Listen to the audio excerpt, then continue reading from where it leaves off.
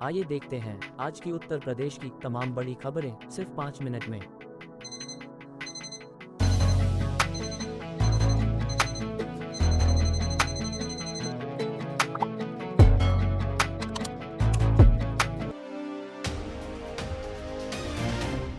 दिल्ली में बैठक के बाद साथ दिखे सीएम योगी, केशव मौर्य और ब्रजेश, क्या खत्म हुई बीजेपी की अंदरूनी कलह। दिल्ली में हाईकमान के साथ सीएम योगी, डिप्टी सीएम केशव प्रसाद मौर्य और डिप्टी सीएम ब्रजेश पाठक की मौजूदगी में हुई बैठक के बाद यूपी में सब ठीक नजर आ रहा है। बीजेपी की अंदरूनी कलह पर फिलहाल विराम लग गया है। सावन के दूसरे सोमवार से पहले तेज रफ्तार गाड़ी ने 6 कांवड़ियों को कुचला, 2 की मौत। वाराणसी में सावन के दूसरे सोमवार से पहले रविवार की देर रात एक तेज रफ्तार गाड़ी ने जल लेने जा रहे 6 कांवड़ियों को कुचल दिया। हादसे में 2 कांवड़ियों की मौत हो गई और 4 गंभीर रूप से घायल हो गए। लखनऊ के बाद प्रयागराज में सबसे ज्यादा अनाधिकृत बस अनफिट स्कूली वाहन चलाने में ये शहर आगे। लखनऊ के बाद प्रयागराज में सर्वाधिक अनाधिकृत बसें दौड़ रही हैं। यूपी में फिटनेस सर्टिफिकेट और वैध बीमा वाली बसों की संख्या 49,186 है। बिना बीमा और फिटनेस के दौड़ने वाली बसों की संख्या 13,661 है।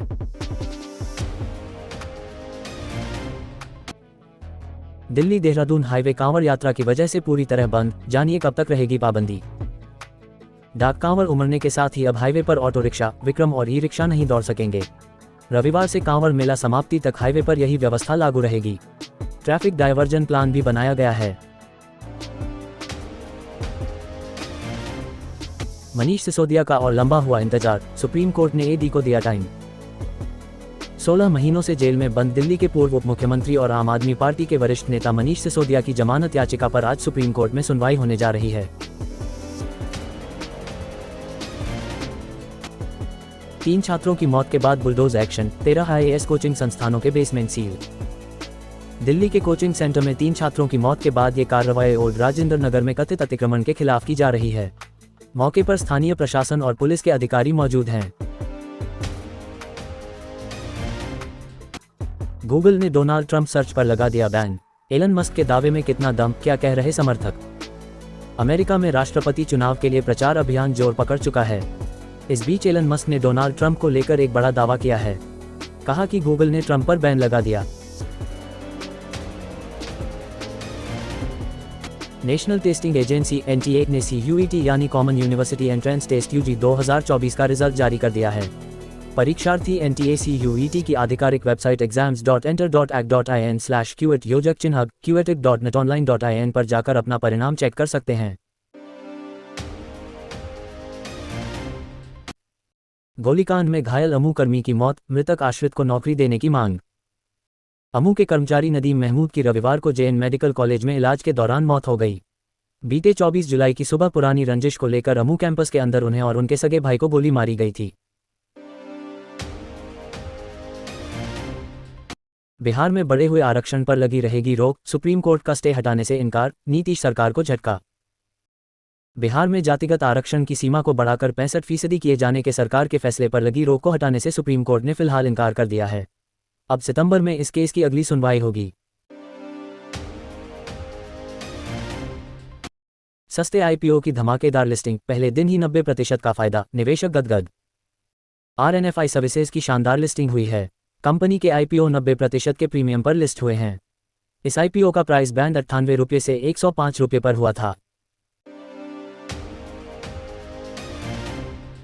सारी हदें पार, हिजबुल्लाह पर आर पार के मूड में इजरायल, नए युद्ध का खतरा बढ़ा। इजरायल ने गोलन हाइट्स के मजदल शम्स पर रॉकेट हमले में 12 मौतों के लिए हिजबुल्लाह को दोषी ठहराया है। हालांकि संगठन ने इससे इनकार किया है, लेकिन इजरायल ने बड़ा अल्टीमेटम दे दिया है।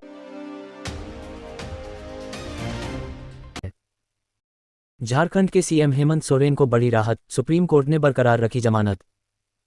सुप्रीम कोर्ट ने जमीन घोटाला मामले में झारखंड के मुख्यमंत्री हेमंत सोरेन को बड़ी राहत दी है। कोर्ट ने उनकी जमानत के फैसले को बरकरार रखा है। सरेआम आशीष नेहरा ने उड़ाया यशस्वी जायसवाल का मजाक, बोले विराट रोहित होते तो। विराट कोहली और रोहित शर्मा दोनों ने टी20 इंटरनेशनल क्रिकेट को पिछले महीने ही अलविदा कह दिया था। 29 जून को आईसीसी टी20 वर्ल्ड कप 2024 का खिताब जीतने के बाद दोनों ने यह फैसला लिया था।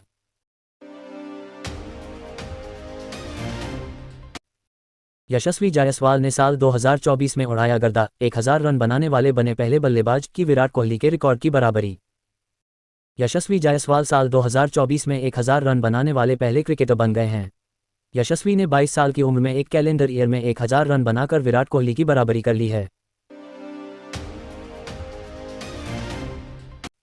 श्यामनगर में स्कूटी खड़ी करने को लेकर बवाल, पथराव में 5 महिला घायल।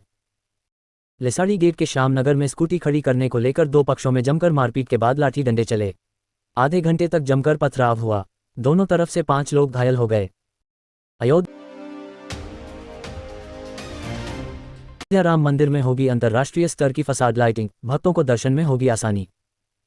अब के अयोध्या राम मंदिर में अंतर्राष्ट्रीय स्तर की फसाड लाइटिंग होगी। देश की प्रतिष्ठित दर्जनों कंपनियों ने रविवार को मॉकअप प्रेजेंटेशन दिया। 33/11 केवी विद्युत सबस्टेशन व एसटीपी के लिए टेंडर भरा।